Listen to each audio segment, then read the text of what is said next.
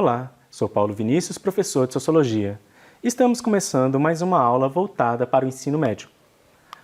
A aula de hoje tem como tema sindicalismo, voltado para o segundo ano do ensino médio, e para falar desse tema, temos como convidado o professor Cristiano Pereira. Professor, fala sobre o senhor e por que o senhor está aqui representando o sindicato, esse tema. Bem, tudo de bom a todos, né? Paulo, primeiro eu agradeço pelo convite, né, que você me fez para te ajudar aqui nessa aula, né? Eu fui convidado porque, além de ser professor, né, eu sou professor de Química, né? Não sei se a minha camisa está denunciando, mas eu sou também diretor do Sindipetro, que é o Sindicato dos Petroleiros de Minas Gerais. Lá eu sou petroleiro lá, então, como tem muito tempo que eu faço parte da direção, então eu vim aqui contribuir com a tua aula. Então, para a gente falar dos sindicatos, a gente tem que entender que a categoria profissional que a pessoa pertence para dialogar com esse tema aqui. Porque o que significa sindicato? Lembrando que essa aula, ela parte de uma discussão que continua falando sobre os movimentos sociais e hoje estamos falando sobre sindicalismo e que essas aulas são propostas do nosso currículo de referência aqui em Minas Gerais, voltada para o segundo ano, pois esses dois temas dialogam com a habilidade de caracterizar e analisar processos próprios da contemporaneidade, com ênfase nas transformações tecnológicas e das relações sociais e de trabalho, para propor ações que visem a superação de situações de opressão e violação dos direitos humanos. Então, assim como vimos na última aula sobre os movimentos sociais, estamos trazendo uma outra forma de ação coletiva, de representação popular, que se dá agora não por uma pauta que pode ser assumida por várias pessoas, mas a partir de uma categoria profissional. Então, vamos reconhecer a importância dos sindicatos na garantia dos direitos trabalhistas e da manutenção da democracia. Então, aqui, se nos movimentos sociais falávamos de várias pautas, sejam identitárias, ecológicas, trabalhistas, aqui o nosso foco principal é a pauta das relações de trabalho. Para falar de sindicato, a gente tem que contextualizar, né, professor? Porque a gente está falando de cidadania. A cidadania é um conceito que está em constante transformação e o tempo todo temos que lembrar sobre a importância da manutenção da cidadania e lembrar que ela está em permanente processo de construção, porque o que é ser cidadão hoje é bem diferente do que era ser cidadão na antiguidade, pois a partir da atuação dos movimentos sociais e dos sindicatos que esse conceito foi se expandindo para o que nós temos hoje. Então, a todo momento se torna necessário lutar pela garantia dos direitos adquiridos constitucionalmente e também ao apresentar novas demandas que vão surgindo com o passar do tempo. Então, professor Cristiano, a gente tem essa ideia, né, de quando nós temos as pautas, nós baseamos na Constituição. Então, como que a gente faz uma atuação amparada pela Constituição? Existem vários campos de luta, né, Paulo? A gente tem campos de luta na justiça, que a gente pode recorrer à justiça, né? Em vários níveis, né? Seja ela federal, estadual. A gente também pode recorrer também a questões da luta parlamentar, procurar nossos representantes eleitos nas várias câmaras legislativas, inclusive o executivo também pressioná-lo. E o principal, no caso do sindicato, é o campo da luta mesmo ali, esclarecendo a categoria sobre seus direitos, fazendo a luta, vários tipos de luta, às vezes fazendo greve, às vezes fazendo uma paralisação, às vezes fazendo também uma palestra com os trabalhadores e os seus familiares para poder explicá-los como é que está a situação da categoria. Vários campos de luta, vários campos de atuações, né? Então, aqui nós temos um exemplo que na sociologia a gente chama de grupos de pressão. Então, vários movimentos de atuação coletiva que lutam por algumas pautas, eles podem ser chamados de grupo de pressão porque eles querem levar suas pautas para serem discutidas principalmente por parlamentares, para que se torne projeto de lei, para que aquilo seja amparado na Constituição, porque às vezes fala assim, a Constituição não está sendo aplicada, então vamos tratar dessa pauta. E lembrando que quando falamos de grupos de pressão, não são apenas os sindicatos, não são apenas os movimentos sociais, mas todo grupo que tenta influenciar as pautas na discussão política são grupos de pressão. Então, a gente vai ter os chamados lobbies, por exemplo. O problema, quando a gente fala de grupo de pressão, é que eles não podem acontecer de forma ilegal, sem transparência. Por exemplo, quando alguns segmentos da sociedade, por causa do poder aquisitivo, acabam influenciando financeiramente a tomada de decisão de algumas pautas. Por isso que os grupos de pressão eles são legais, eles têm a sua garantia quando eles têm a sua transparência. Por isso que os movimentos sociais e os sindicatos, eles mostram a legalidade dessa atuação, porque as suas pautas elas se tornam bem conhecidas, visíveis. Então, se você olha para um sindicato, você sabe por que ele está lutando. Então, enquanto de grupo de pressão, ele está dentro da legalidade constitucional. E temos que lembrar que sindicato nem sempre existiu. Então, quando sempre falamos nas aulas de sociologia que nós não podemos falar que as coisas sempre existiram. Um exemplo deles é o sindicato. Então, vamos contextualizar nossa discussão dentro da Revolução Industrial. Com a Revolução Industrial, o sistema de produção criou uma dinâmica de trabalho voltada para o sistema de produção capitalista. Então, como o objetivo do capitalismo é produzir de forma a gerar mais lucro, então a Revolução Industrial garantiu que houvesse um processo de produção em larga escala e produzindo cada vez mais rápido para contribuir para o lucro da burguesia. Esse sistema exigia a produção em larga escala, economizando tempo, potencializando a força de trabalho da mão de obra contratada. Diante da potencialização da produção, também começaram a surgir problemas em larga escala que afetavam a vida dos trabalhadores, seja dentro das fábricas quanto na vida cotidiana. Então aqui temos que lembrar que acelerou o processo de produção e começou a cobrar das pessoas uma produtividade para além das suas capacidades físicas. Então, se pensarmos, vamos olhar para o ambiente de uma indústria. Se a máquina ela não é capaz de produzir em 100% da sua capacidade, então por que foi cobrado isso dos trabalhadores que trabalhavam extensivas jornadas de trabalho, chegando até 20 horas diárias? E num ambiente de trabalho, nesse contexto, mulheres grávidas trabalhavam, crianças trabalhavam e precisava ser pensado uma proposta para isso. Então, aqui nós temos uma fábrica, então não se pensava na segurança, não pensava na saúde, e alguém tem que pensar como mudar essa estrutura. Porque para o sistema capitalista, o objetivo é o lucro, e não a garantia do bem-estar das pessoas. Então, são objetivos ali que estão em atrito. Então, assim foi necessário se pensar nas condições de trabalho daqueles trabalhadores. Surgem, então, vários movimentos sindicais que lutam pela melhoria nas condições de trabalho, seja na redução da jornada de trabalho, quanto na garantia de melhores salários. E aqui a gente entra especificamente na pauta dos sindicatos. Porque aí aqui nós temos a ideia de que o sindicato ele é uma disputa de forças entre dois grupos, que é os trabalhadores e aquele empregador. E o Cristiano pode falar um pouquinho melhor sobre como dessa relação de poder, né? Às vezes é uma relação tensa. Não. A relação realmente, Paulo, é tensa mesmo, né? Mas a gente tem que ter a consciência que o trabalhador é a parte mais fraca, se ele for para a briga sozinho. Tanto é que na charge ali, você observa que está de um lado o patrão forte, porém tem um grupo ali mais forte do que ele, que é o sindicato. Às vezes a pessoa fala assim, o sindicato não me representa. Bom, se o sindicato não te representa, a quem interessa esse discurso? Quem está plantando isso na sua cabeça? E essa crise de representabilidade, que eu acho que você vai comentar um pouco mais para frente, não é só do Brasil. Então essa luta, igual você falou, é tensa, mas é necessária, porque nada cai do céu. Eu não vou chegar na minha empresa, por exemplo, no meu local de trabalho e pedir gentilmente para o meu patrão para melhorar minhas condições de vida.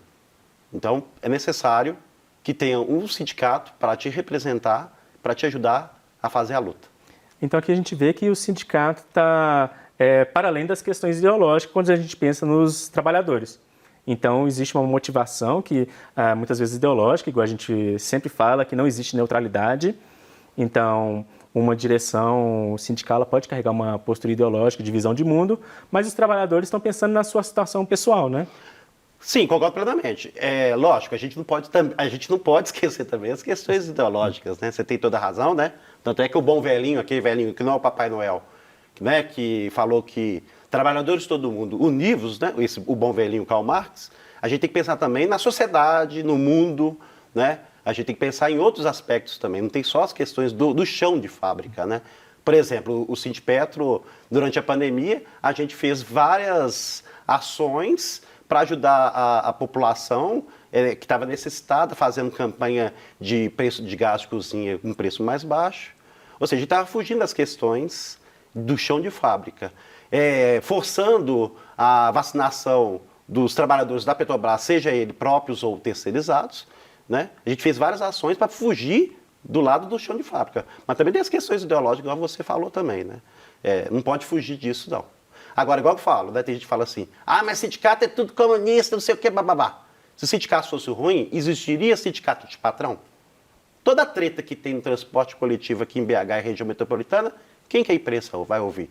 Vai ouvir o sindicato das empresas de transporte. Então, se o sindicato fosse ruim, o patrão também não fazia sindicato. Então, lógico que os objetivos do sindicato do patrão é diferente dos objetivos do sindicato. Então, a gente tem os grupos de pressão aí para disputar esse poder, disputar as narrativas e que, lembrando do Karl Marx, que a gente sempre fala dele, não tem como escapar, principalmente nas aulas sobre movimentos sociais, sobre classe social, porque Karl Marx, lembrando aqui naquele contexto ali de reflexão sobre a Revolução Industrial, ele fala para os trabalhadores que existem duas classes sociais, a burguesia e o proletariado, que deveria haver uma relação entre iguais, porque um depende do outro.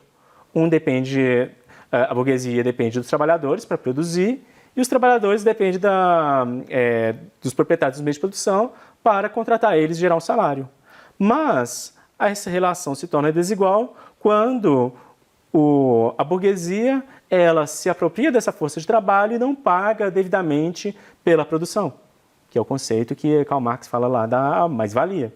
Então, quando se critica, por exemplo, o patronato, isso se deve quando ele não reconhece a importância dos seus funcionários, não garantindo para ele os seus direitos.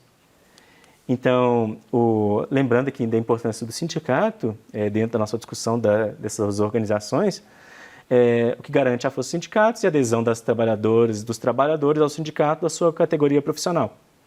Várias pessoas com demandas em comum podem pensar juntas, se organizarem e lutarem pelos seus direitos.